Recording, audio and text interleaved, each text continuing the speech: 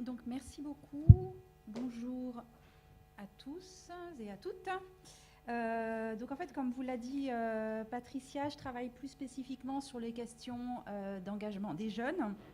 Et ces engagements juvéniles, j'ai eu la possibilité de les étudier principalement dans le cadre des pratiques associatives, mais aussi dans le cadre de la participation des jeunes à des dispositifs publics que sont par exemple les conseils de jeunes, les conseils de la vie lycéenne et plus récemment le service civique.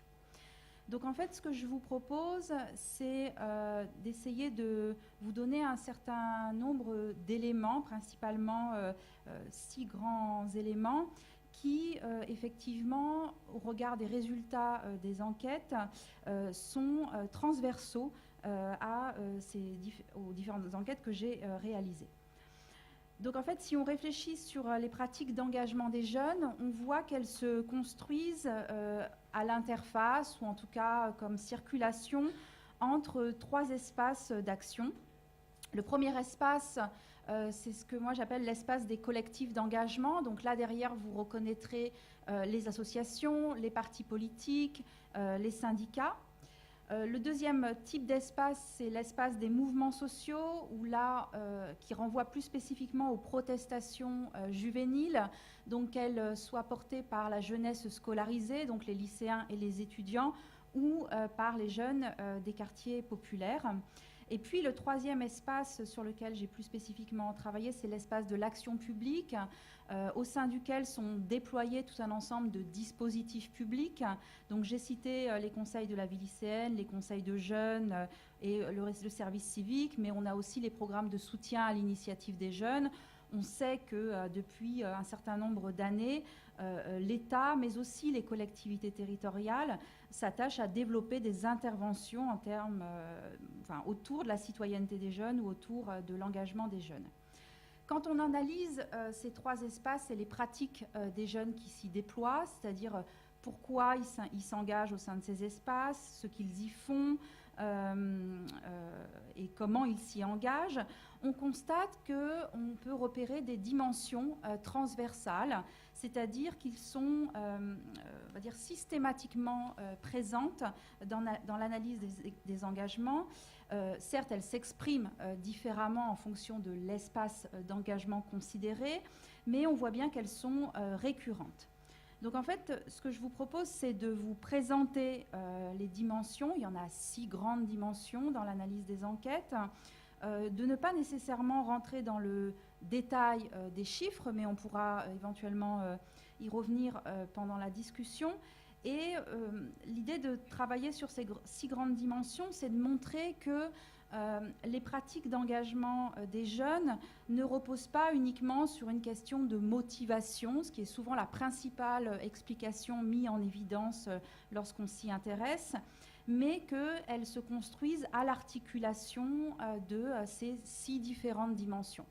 Alors c'est important de les connaître pour les comprendre, mais aussi ça peut être important de les connaître pour agir en tant que décideur ou en tant que professionnel. Voilà, donc je pense que ça a une double utilité. Et pour montrer aussi que l'engagement dans un collectif, dans une protestation ou dans un dispositif public n'a aucune forme d'évidence, ça n'est absolument pas naturel, mais ça repose sur effectivement une construction sociale tout à fait identifiable. Alors en fait, il y a 2 ensembles de dimensions. Donc d'un côté, il y a 3 dimensions qui relèvent de processus sociaux. Ces processus influencent généralement l'accès aux collectifs d'engagement ou aux dispositifs publics. Alors, ces 3 dimensions sont en fait les propriétés sociales des jeunes, c'est-à-dire principalement le milieu social dont ils sont originaires. Le deuxième type de dimension, c'est l'héritage familial, c'est-à-dire ce qui relève de la socialisation politique, généralement, hein, c'est ce qu'on désigne ainsi. Et la 3e dimension, c'est le moment école, c'est-à-dire un moment clé dans le parcours des jeunes, clé parce qu'il est lié aussi aux normes de réussite sociale, mais clé aussi parce qu'il génère des primo-engagements et que ces primo-engagements se retrouvent par la suite dans des pratiques à l'université ou en dehors de l'école. Ça, ce sont les trois premières dimensions. Et les trois autres dimensions concernent plus des dimensions, on va dire, techniques ou des dimensions organisationnelles, c'est-à-dire, techniques, organisationnelles et relationnelles, c'est-à-dire qu'il a à la fois joue sur l'accès aussi aux collectifs d'engagement et aux dispositifs publics, mais aussi sur la pérennité des engagements. Voilà. Et ces trois autres dimensions, c'est le rôle des cercles sociaux. Donc on sait que les jeunes, la sociabilité juvénile joue énormément sur l'orientation de tout un ensemble de pratiques sociales, au-delà de l'engagement, bien évidemment. La deuxième dimension, ce sont les procédures techniques d'accès aux dispositifs publics et aux collectifs d'engagement sur lesquels je reviendrai plus en détail. Et puis la troisième dimension, ce sont les activités d'engagement, c'est-à-dire ce qui est proposé aux jeunes et qui là aussi joue sur la nature et la pérennisation des engagements. Du coup, le repérage de ces 6 dimensions qui sont issues de plusieurs enquêtes amène à se dire que pour comprendre effectivement la construction des engagements chez les jeunes, il faut à la fois avoir une approche diachronique, c'est-à-dire prendre en compte la temporalité de ces engagements, le fait que tout ça peut commence selon des temporalités différentes, et avoir un peu de profondeur, même si les jeunes sont jeunes, voilà, par excellence. Et puis aussi une dimension qui est multidimensionnelle, voilà, avec une présence quasi systématique de ces 6 dimensions.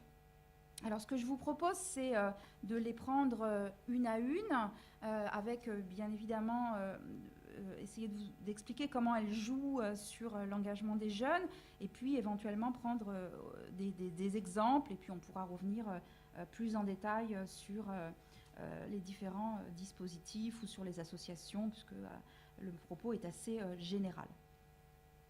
Alors, concernant les 2 premières dimensions que sont les propriétés sociales et la socialisation familiale, ces 2 éléments jouent en fait sur l'accès aux collectifs d'engagement et aux dispositifs publics, puisqu'on sait depuis un certain temps, et ça n'est pas propre aux jeunes, hein, c'est propre à l'ensemble de la population, qu'il y a des phénomènes de sélection sociale à l'entrée des collectifs d'engagement et des dispositifs publics. Je ne vais pas dire que l'engagement serait une pratique socialement sélective, puisqu'elle ne concerne qu'une partie de la population. Cela ne signifie pas que les individus qui n'auraient pas ces caractéristiques sociales ne peuvent pas s'engager. Cela veut dire simplement qu'ils s'engagent selon d'autres temporalités, souvent, et à partir de déclics, on va dire, de passage à l'acte différents de ceux qui ont des propriétés sociales un peu dominantes. Alors, en fait, cette sélection sociale à l'entrée, je vais revenir sur son détail, mais elle interroge directement les discours qu'on peut tenir sur la notion d'accès volontaire. Souvent, les dispositifs publics sont présentés comme étant ouverts à tous les jeunes. Hein, c'est une rhétorique de l'ouverture. Il y a aussi une rhétorique de la mixité sociale qui va bien avec cette rhétorique de l'ouverture. Mais les collectifs d'engagement, que ce soit les partis politiques, les syndicats ou les associations, se présentent également comme étant ouvertes à tout un chacun et n'étant absolument pas liées à des phénomènes de sélection sociale. Or, ils sont bien présents et il convient d'en tenir compte. Alors, comment ils s'expriment ? Tout d'abord, sur les propriétés sociales des jeunes qui sont engagés, on retrouve toujours une surreprésentation des enfants de cadres et professions intellectuelles supérieures, mais aussi, et dans une un peu moindre mesure, des professions intermédiaires qu'on nomme généralement les classes moyennes. Cette surreprésentation de ces classes sociales par rapport aux autres, par rapport à leur représentation dans la population française, s'opère généralement aux dépens des enfants d'employés, d'ouvriers et de chômeurs, ou de personnes n'ayant jamais eu d'activité professionnelle. On va dire, parce que chômeur, ça ne veut pas dire grand-chose, hein, plutôt sans activité professionnelle. Alors ça, c'est un constat qui est très ancien, qui ne se résorbe pas, qui concerne les jeunes, mais aussi, on va dire, l'ensemble de la population. Il suffit pour cela de lire les données de l'INSEE sur la participation associative. On voit toujours les propriétés sociales, les niveaux de vie, mais aussi les niveaux de diplôme opérés comme opérer une sélection à l'entrée des associations. Cette sélection est encore plus visible lorsqu'on s'intéresse aux pratiques bénévoles, c'est-à-dire que par rapport aux pratiques d'adhésion, le bénévolat est encore plus sélectif. Alors, l'écart en termes d'accès, peut être accentué en fonction du type de collectif fréquenté. Par exemple, les partis politiques sont encore plus sélectifs socialement que, par exemple, les associations. Lucie Bargel a fait une thèse sur les mouvements, le MJS et les jeunes populaires, et a très clairement mis en évidence que les jeunes qui sont militants dans ces mouvements sont vraiment des enfants de cadres et professions intellectuelles supérieures, avec qui font des études supérieures, qui viennent souvent de Sciences Po, etc. Donc ont des profils sociaux très spécifiques. Et que là, on a vraiment des mondes sociaux, celui des partis politiques, particulièrement sélectifs. Au sein des associations, cela dépend fortement du type d'association. On a des associations qui sont plus sélectives socialement que d'autres, qui tiennent principalement aux exigences qu'elles posent à l'entrée. Cet écart aussi peut varier en fonction des territoires. Bien évidemment, si vous analysez les associations dans les quartiers d'habitat social, elles sont plus à l'image des habitants, mais néanmoins, on trouvera quand même une surreprésentation au sein de ces associations de personnes un peu plus diplômées, un peu plus stabilisées dans leur emploi, donc toujours des décrochages sociaux qui s'opèrent. Ça, c'est la première dimension, elle concerne donc les jeunes, et on voit qu'il y a une forme de reproduction sociale qui est finalement très précoce et qui finalement ne fait que s'entériner dans le long terme. La deuxième dimension concernant les propriétés sociales, ce sont les héritages familiaux. Alors, on sait par exemple qu'avec les travaux d'Anne Muxel, que les pratiques politiques, c'est-à-dire le fait d'aller voter, mais aussi le fait d'être de gauche ou de droite, sont des dispositions héritées, et qu'il y a encore des lignées, on va dire, de gauche ou de droite, même si les choses se sont un peu effritées compte tenu du fait que on va dire que le monde politique lui-même n'est plus aussi très clair. On a aussi même des lignées de non-votants, par exemple, de gens qui ne se positionnent pas, qui ne votent jamais de père en fils, de père en fille, comme vous voulez, ou de mère en fille. Donc là, c'est quelque chose qui est repéré sur les pratiques politiques, et on se rend compte que c'est valable également sur l'engagement. Voilà. Donc on retrouve les effets des pratiques d'adhésion à des associations, des partis politiques ou des syndicats, et des pratiques de bénévolat des parents sur les pratiques des jeunes. C'est-à-dire que lorsqu'on s'intéresse, mettons, aux étudiants qui sont bénévoles dans une association, ou aux jeunes qui font un service civique, ou aux jeunes qui sont dans un conseil de jeunes, il y a toujours une surreprésentation, ou en tout cas une présence non négligeable parmi eux de personnes dont les parents ont des pratiques d'adhésion ou d'engagement dans différents types de structures. Donc il y a une transmission de l'engagement, des velléités en tout cas, qui relève effectivement d'une socialisation à l'engagement. Là, c'est pareil. On voit que dans les partis politiques, les jeunes qui sont militants dans les partis politiques aujourd'hui ont très très fréquemment des parents qui sont déjà militants dans les partis politiques, voire élus locaux.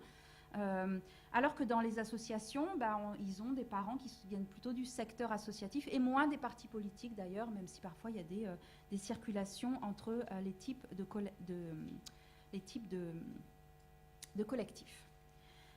Autre exemple, on constate dans les conseils de jeunes, j'ai travaillé sur des expériences principalement parisiennes, on voit que les jeunes qui y participent, qui ont des jeunes qui sont entre 16 et 21 ans à peu près, beaucoup d'entre eux ont des parents qui sont membres d'un parti politique et puis et moins d'une association d'ailleurs. Donc vous voyez, on a une socialisation un peu orientée. Et puis on voit aussi que dans ces conseils de jeunes qui sont dédiés au dialogue, à la rencontre entre les jeunes et les élus, beaucoup d'entre eux déclarent avoir des parents qui déclarent discuter fréquemment de politique ou d'actualité avec leurs parents. Donc là, la présence au sein de l'espace familial, du débat, du dialogue et donc de développement de compétences, d'argumentation et de vouloir se mêler, entre guillemets, des affaires publiques.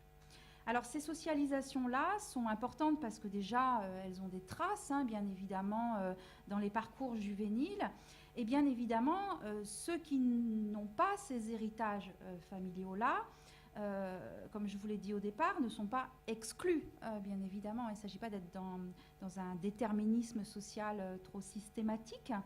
Mais on voit que finalement, lorsqu'ils n'ont ni les propriétés sociales, ni les héritages familiaux, la temporalité d'entrée dans un collectif d'engagement ou dans un dispositif public est plus tardive. Et surtout, elle est portée par d'autres dimensions, et principalement par le rôle des pairs qui vont jouer, PAIRS, qui vont jouer un rôle de prescripteur. Donc, ces héritages sont à prendre en compte parce qu'ils peuvent vous donner, alors ça c'est vous qui pouvez en témoigner selon vos activités, l'impression d'être un peu toujours face aux mêmes jeunes, finalement, mais aussi cette impression qu'il y a des jeunes, décidément, qu'on n'arrive pas à toucher, et qu'il convient, et à l'égard desquels il convient de développer des stratégies de mobilisation spécifiques parce que justement ils ne viennent pas, on va dire, immédiatement ou naturellement, entre guillemets, pour la simple et bonne raison que les associations ou les dispositifs publics ne font pas d'écho à des expériences ou à des propriétés sociales dont ils sont porteurs.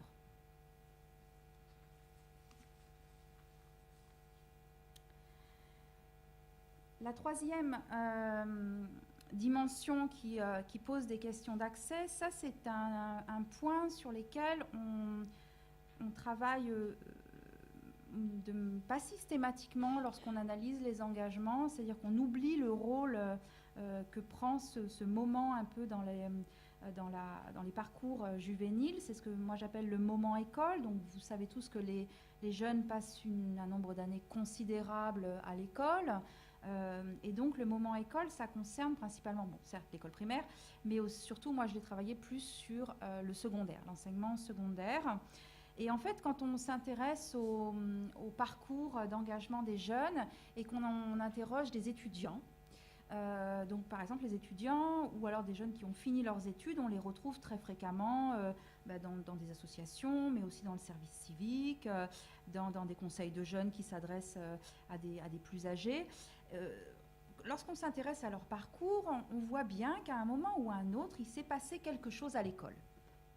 Alors, l'école, c'est un lieu qui joue un rôle très important dans la construction des jeunes, mais qui est aussi traversé par tout un ensemble d'offres de participation ou d'offres d'engagement, principalement sous l'angle de dispositifs de participation, que sont par exemple les délégués de classe, les conseils de la vie lycéenne, les clubs, les foyers socio-éducatifs, voilà, tout ce qui a été mis en place depuis 1945 au sein des établissements, avec une accélération de la création de dispositifs, principalement dans les lycées, à partir des années 90. Donc en fait, dans les établissements scolaires, principalement le lycée, les lycéens sont suréquipés en matière de dispositifs de participation.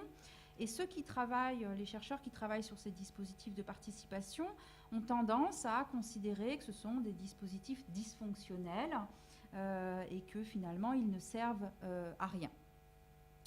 Mais au-delà de ça, de ce constat qui conduit à considérer qu'ils n'ont pas d'utilité, et on pourrait en discuter, il se trouve que lorsqu'on s'intéresse au parcours des jeunes, ils sont présents. Voilà, il y a des traces de ces dispositifs dans leur parcours d'engagement, ce qui signifie qu'ils ont constitué pour eux des primo-expériences d'engagement. Voilà. Et qu'il y a des carrières, des parcours d'engagement qui commencent dès le collège. Alors on peut remonter jusqu'au collège, hein, c'est même assez impressionnant, dès le collège, dès le lycée, et que ça constitue des marqueurs d'un parcours d'engagement pour la simple et bonne raison que cela construit des expériences en termes de prise de parole, de pouvoir avoir du pouvoir, de pouvoir se mobiliser, etc., etc. Alors, dans le cas, par exemple, moi je l'avais travaillé déjà sur les bénévoles étudiants à l'université. Les bénévoles étudiants, on arrivait à voir que ceux qui étaient les plus impliqués à l'université avaient déjà été délégués de classe au collège. Voilà, donc, et puis ils étaient délégués de classe au collège, et puis ils continuaient au lycée. D'autres ne continuaient pas. Donc voilà, ils avaient très tôt commencé ce parcours d'expérience. Alors, on les retrouve également, moi j'en avais c'était une enquête qui date de 98, donc ancienne, hein, mais ça s'est retrouvé dans d'autres enquêtes plus récentes. Parmi les bénévoles étudiants, j'en avais 77% quand même qui avaient une expérience, une primo-expérience dans le cadre de l'école, hein, c'est-à-dire collège et lycée, ce qui n'est pas négligeable en termes de construction d'une première expérience et donc de construction du rapport à l'engagement. Une enquête de l'AFEV sur les étudiants qui sont engagés dans l'accompagnement scolaire mettait en évidence en 2005 que la moitié de leurs bénévoles avaient déjà été engagés en établissement scolaire.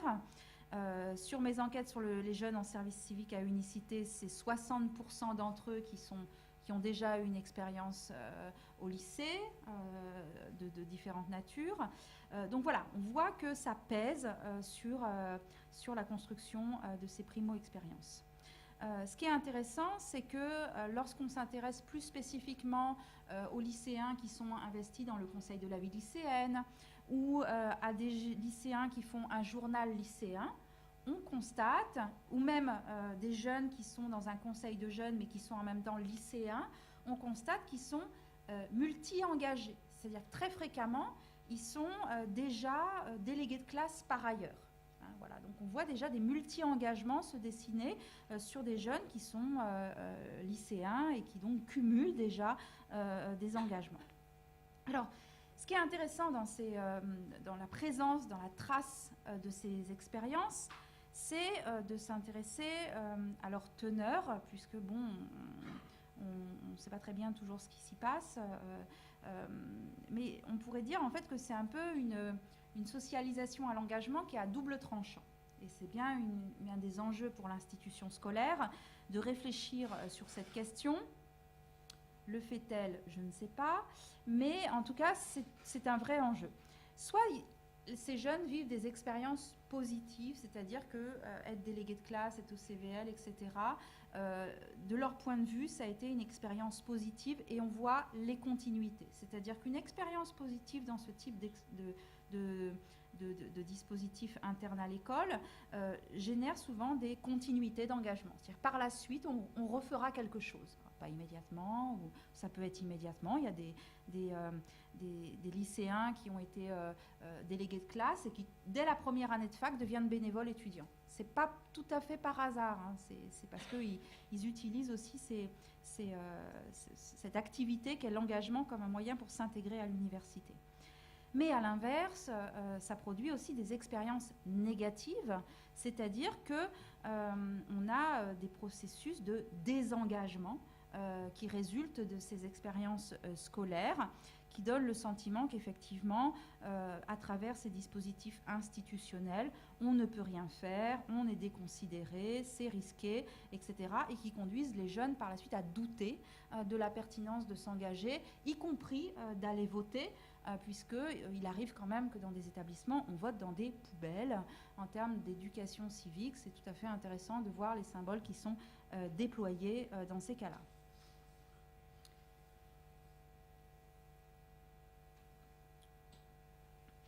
Voilà. Donc, voilà. Bien évidemment, ça peut, là je parle de ce qui se passe à l'intérieur de l'école, mais ça interroge aussi les dispositifs qui sont fréquentés par les lycéens à l'extérieur de l'école.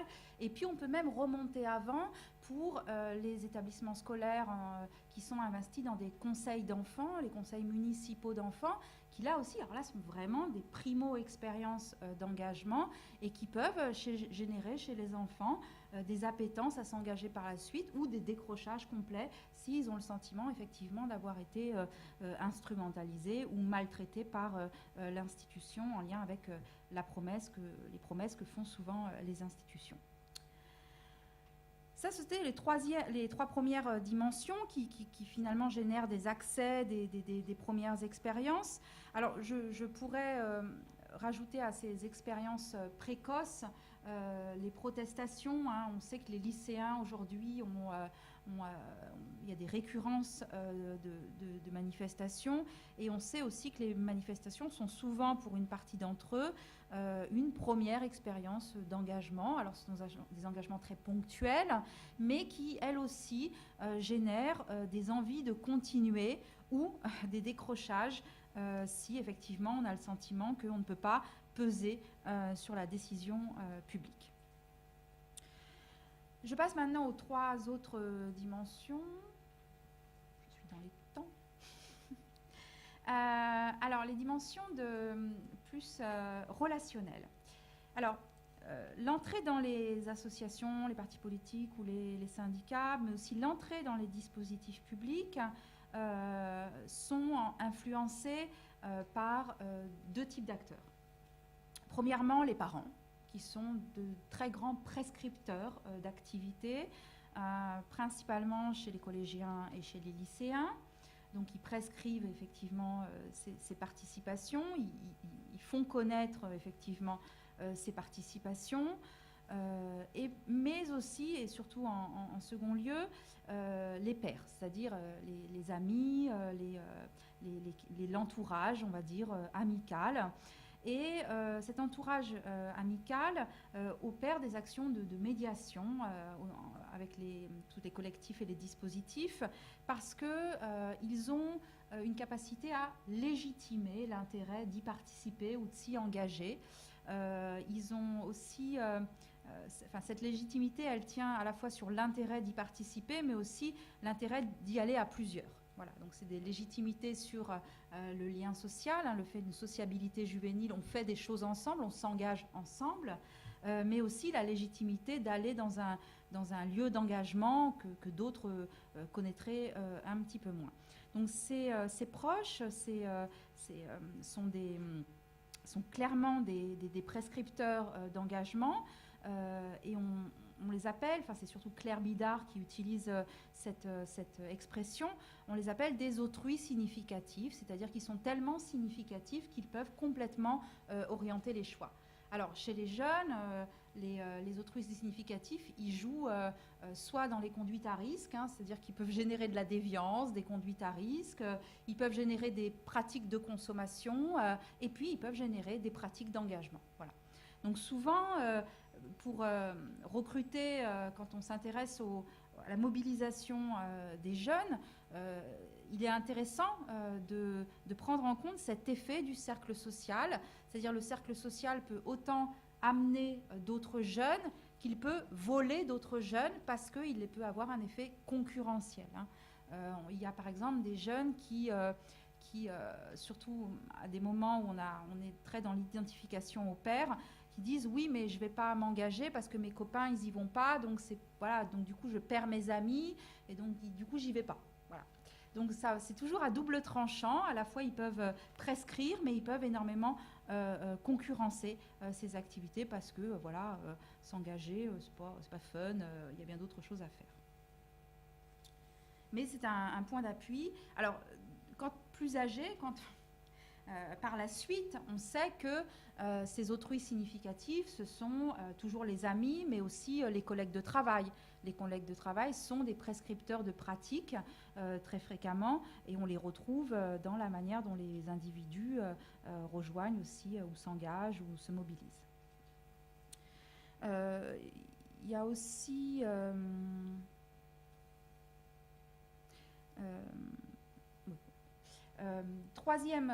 quatrième dimension qui joue sur l'accès ou l'entrée ou l'engagement en tant que tel, ce sont les procédures.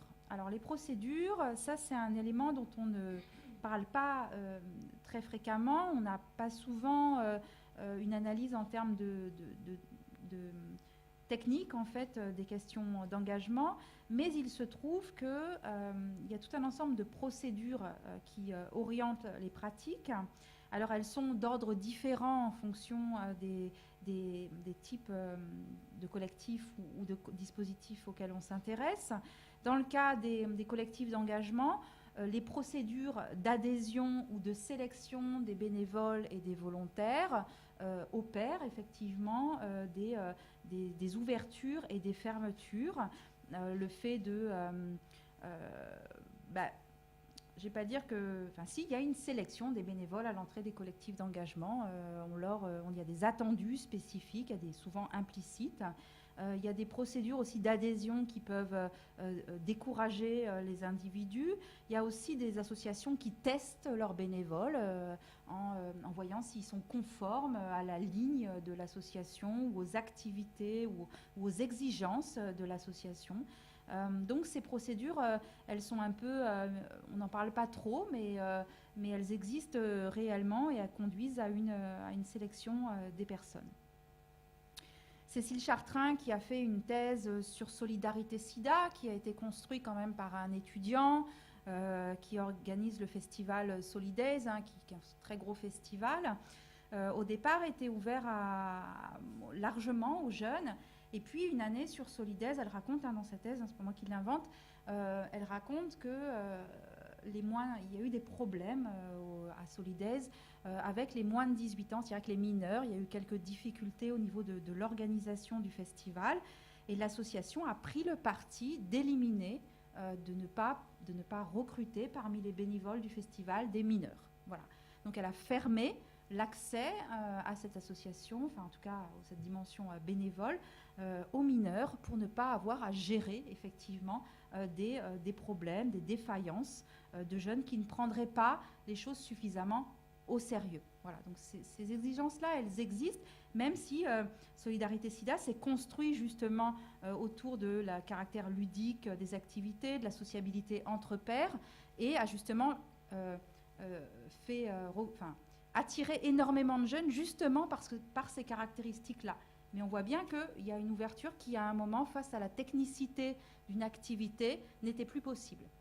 Un autre exemple, Génépi, par exemple, c'est de l'intervention scolaire en prison. Vous voyez immédiatement que le contexte institutionnel a ses exigences propres. Et effectivement, on ne devient pas génépiste comme ça. Il y a des exigences qui sont posées, des exigences de comportement, d'engagement. Et il y a des étapes, en fait, dans l'entrée dans l'activité. Les motivations aussi, le fait de demander aux bénévoles pourquoi ils veulent rejoindre une association, font partie de critères de sélection avec des conformités de motivation. Si vous prenez alors le service civique, on peut citer de très nombreux exemples sur les sélections entrées, mais ça c'est un dispositif public. Si on prend les volontaires de solidarité à l'international, qui est un peu aussi un dispositif public, on sait qu'il y a des procédures de sélection à l'entrée qui sont extrêmement draconiennes, parce qu'on ne peut pas envoyer n'importe qui à l'étranger. Ce qui renforce les effets de sélection sociale, etc., précités. Dans le cas des dispositifs publics, il y a tout un ensemble de normes techniques qui sont énoncés en fait pour opérer des cadrages des dispositifs publics par leurs créateurs, mais qui eux aussi ont des conséquences sur la mobilisation des jeunes. Des normes d'âge, par exemple, les conseils de jeunes sont accessibles de tel âge à tel âge, des normes de territoire, habiter tel endroit, des normes de recrutement. Alors bon, il y a être volontaire, mais ça peut être aussi être élu par certaines personnes ou être déjà membre d'une association. Donc il y a tout un ensemble d'éléments qui viennent jouer comme ça, qui sont des procédures établies à la base, mais qui orientent très clairement la participation des jeunes et même leur intérêt pour ce dispositif. Bon, le service civique, on peut aussi en parler. Il y a tout un ensemble de critères d'accès, même si le dispositif est présenté comme devant favoriser la mixité sociale. La nature des critères d'accès, des exigences à l'entrée, va d'emblée à l'encontre de la construction, enfin en tout cas freine cette mixité sociale. Le dernier point, pour les 5 minutes qu'il me reste, c'est la question de l'activité. C'est-à-dire qu'est-ce qu'on fait dans les collectifs d'engagement, qu'est-ce qu'on fait dans les dispositifs publics et comment tout ça est organisé. Il y a Johanna Siméan et Frédéric Savicki qui, dans un article, parlent de façonnage organisationnel du militantisme.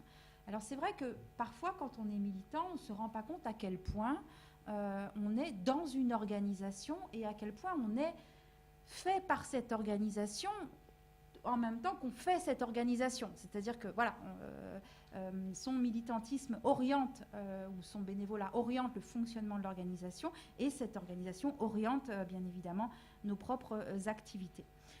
Du coup, il est intéressant lorsqu'on analyse l'engagement des jeunes et qu'on voit qu'ils ne se mobilisent pas ou qu'ils se mobilisent beaucoup, qu'ils se mobilisent pour certaines choses, de se demander ce qui se trame au sein, en termes d'activité, d'engagement stricto sensu. C'est une activité qui ne satisfait pas tout le monde, qui peut avoir des exigences qui en intéressent certains, qui en excluent d'autres.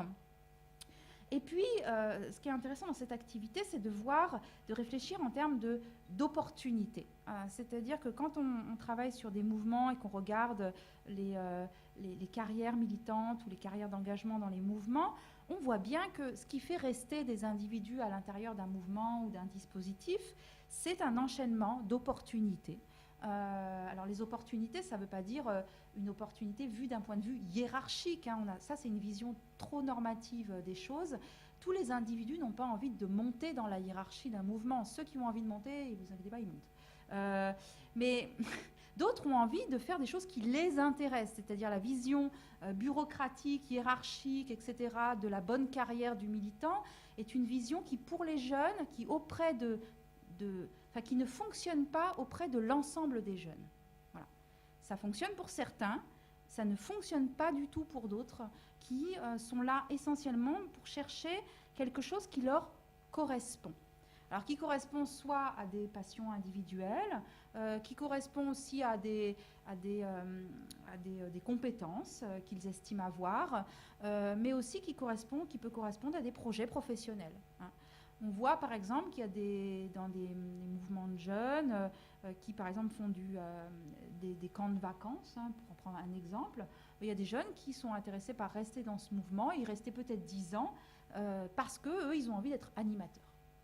Ils n'ont pas envie d'être présidents dans un CA, ils sont ennuyés à mourir. Eux, ils veulent organiser des camps, ils ont passé le BAFA, etc. Et c'est ça qui les intéresse. Mais ça crée une fidélité au mouvement, justement parce que ce mouvement-là leur permet d'avoir l'activité qui les intéresse. Et ça questionne bien évidemment les normes d'engagement et les normes de progression et de reconnaissance effectivement des parcours d'engagement chez les jeunes. Voilà, donc ça, c'est 6 dimensions. Bien évidemment, elles peuvent être détaillées, approfondies. Elles sont transversales, comme je vous l'ai dit, aux collectifs d'engagement et aux dispositifs publics, alors que généralement, on a tendance à séparer les deux mondes, voire les deux mondes se pensent en opposition, mais ils sont confrontés finalement au même questionnement à l'égard des pratiques juvéniles. Et je vais donc m'arrêter là. Merci.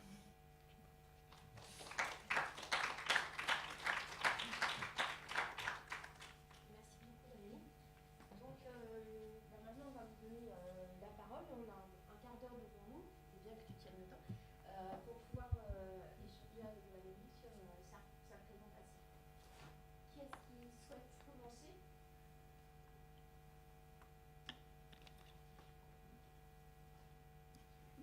Christophe? Peut-être vous pouvez vous présenter parce que tout le monde se connaît pas Marcel. Merci Madeleine. Bonjour, c'est Christophe Moreau, je suis sociologue et je suis associé au travail de la chaire jeunesse. Et je me demandais, par rapport au point 2, tu as parlé de lignées d'engagement. Est-ce qu'on a une idée des proportions que ça représente? On voyait dans Unicité, etc., ou AFEF, qu'on avait 70 ou 50% des jeunes engagés qui avaient déjà été délégués de classe, par exemple. Et ça, qu'est-ce que ça représente dans une population, cette partie des plus politisés, des plus engagés? Est-ce que c'est 5%? Est-ce que c'est 30% selon toi, dans la tranche d'âge? Il n'y a aucune donnée nationale sur cette question.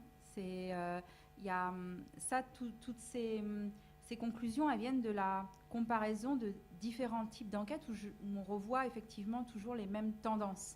Mais on n'a pas de données nationales sur cette analyse des carrières d'engagement des jeunes finalement, c'est-à-dire qu'on n'a pas d'échantillon qui serait représentatif de la population juvénile, qui nous dirait il y a tant de jeunes qui effectivement ont eu telle et telle expérience à ce moment-là. Il y avait une enquête qui avait été faite par le ministère de l'Éducation nationale sur la participation des lycéens, qui disait au moment, c'était 2007, et leur enquête mettait en évidence qu'il y avait la moitié des lycéens qui avaient un engagement au cours de leurs années lycée. Mais au-delà de ça, on n'a vraiment pas de...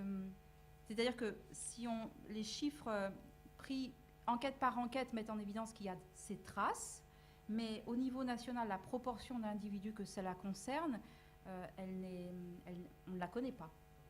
Tout comme on sait qu'il y a 25% de jeunes français qui sont bénévoles dans une association, la proportion de jeunes français impliqués dans les dispositifs publics, par exemple, inconnue. Aucune donnée nationale là-dessus. Il n'y a jamais eu d'enquête en fait sur ça. Donc du coup, c'est à la fois une manière de pointer une dimension et d'interroger le rôle de l'institution scolaire, mais en même temps, peut-être que ça concerne une infime partie d'individus au final. Voilà. Mais après, ça n'évacue pas la pertinence de la question d'une institution qui se pose comme formateur de citoyens. Philippe, tu avais une question? Oui, Philippe, je travaille à l'atelier CSPP, donc enseignement jeunesse et sport. Nous sommes confrontés, nous, bien sûr, à cette question de la gestion des dispositifs, enfin, d'un certain nombre d'entre eux, comme c'est bien sûr au service civique. Et en fait, on s'aperçoit que le principe du service civique est très souvent dévoyé, parce que la situation, enfin, l'administration, on la connaît tous, hein, mais la situation économique étant ce qu'elle est, en fait, c'est souvent utilisé comme une forme de stage, et donc c'est un moyen d'enrichir un CDI. Voilà.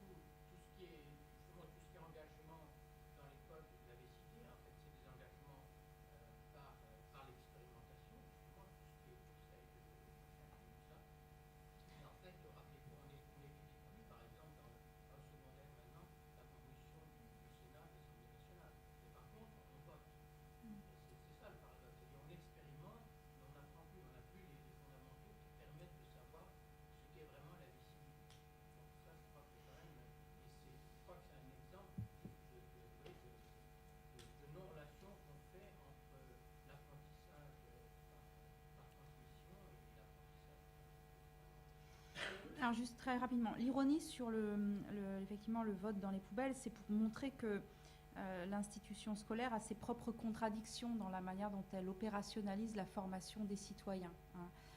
C'est-à-dire qu'à la fois, elle en a la mission, c'est inscrit dans ses missions depuis très longtemps, elle a tous les outils pour le faire, mais effectivement, la mobilisation du corps professoral autour de ces questions est relative, et il y a des pratiques qui effectivement viennent annuler toute forme de discours sur la pertinence d'aller voter. Voilà. C'est ça que je veux dire, c'est qu'il y a des pratiques qui sont contradictoires avec le discours qui peut être développé dans un cours d'éducation civique sur l'intérêt d'aller voter, etc., etc. C'est ça la contradiction interne aux établissements scolaires. Mais effectivement, sur le rapport éducation nationale, ministère jeunesse et sport, c'est une vieille séparation, rupture, etc. Mais les jeunes aujourd'hui ont quand même des programmes d'instruction civique, hein, encore dans le secondaire, et ça va être relancé avec la fameuse morale laïque et compagnie, sauf que ça ne travaille pas nécessairement ces questions de légitimité, de faire participer des élèves à l'intérieur des établissements et de raisons parce que c'est souvent vu comme un risque pour des professionnels de perdre leur pouvoir ou d'être critiqués. C'est pas vu comme un enjeu de formation de citoyens intelligents, c'est encore vu comme un risque de perdre quelque chose. Voilà, c'est jamais vu comme un avantage pour améliorer le climat des établissements, par exemple, dont on parle sans arrêt, le climat scolaire.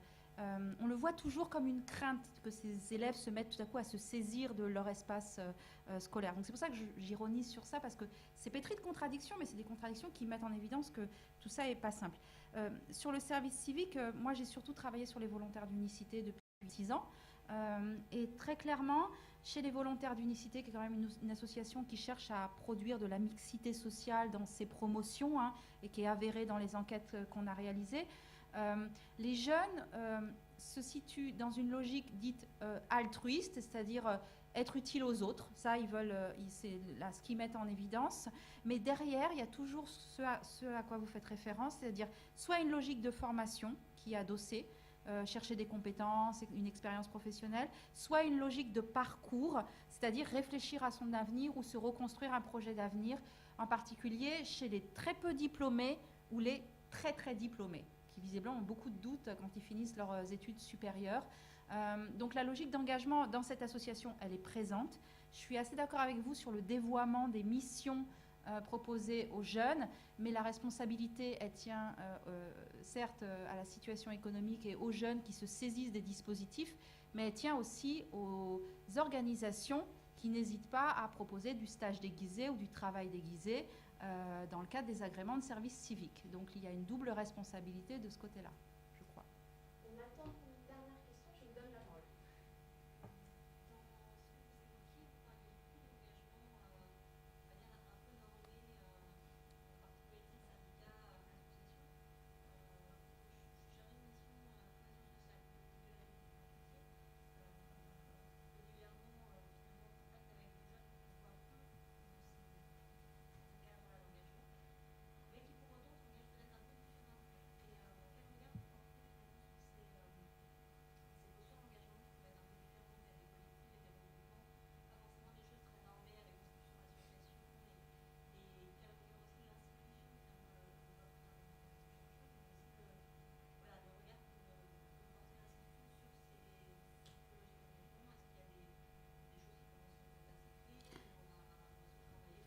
Alors, si vous voulez, quelqu'un qui a travaillé là-dessus, c'est Elsa Lagier, qui a fait une thèse sur l'engagement dans les quartiers d'habitat social, en particulier sur l'engagement des jeunes, et qui met en évidence que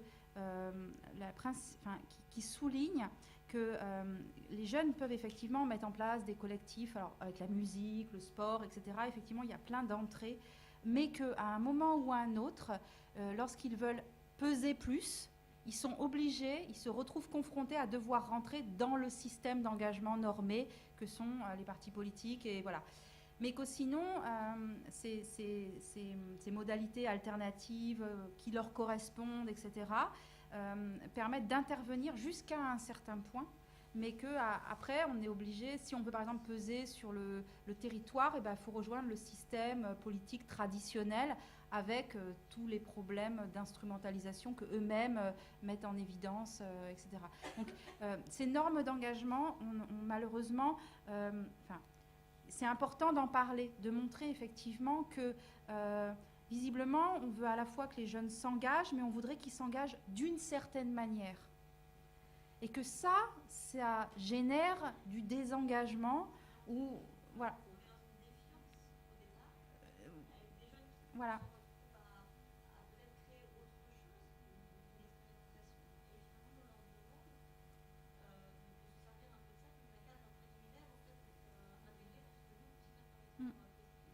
Voilà.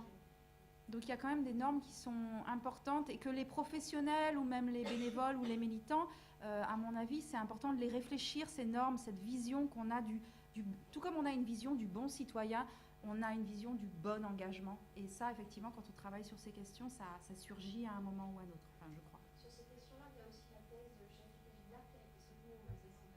D'accord. Écoutez, je vois qu'il y a de la pression. Shafik Ajbia. Il y a de la pression dehors pour le cours qui suit, donc on va devoir quitter la salle.